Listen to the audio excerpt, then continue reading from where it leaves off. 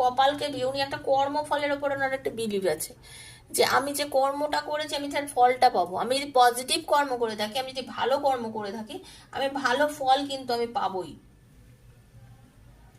আপনাদের এই যে সম্পর্কের মধ্যে যতই নেগেটিভিটি এসে থাকুক না কেন, আপনারা রিডিংটা মিলিয়ে নেবেন, আপনারা অনেকের মধ্যে কিন্তু দেখবেন হঠাৎ করে সাডেন একটা বিগ চেঞ্জেস এসে যাবে। হঠাৎ করে পার্টনারের সঙ্গে কথা হয়ে যাবে, ফোন করবে, আপনার সাথে একটা পজিটিভ এনার্জি মানে সেন্ড করবে। হয়তো আপনার সঙ্গে দেখবেন আপনাকে স্ট্যাটাসে ফলো করছে, মানে একদম যে ব্লক করে দিয়েছিল হয়তো ব্লক থেকে আপনাকে ব্লক খুলে দেবে। কারো কারো ক্ষেত্রে আপনার সাথে যোগাযোগ করতে পারে, ঠিক আছে।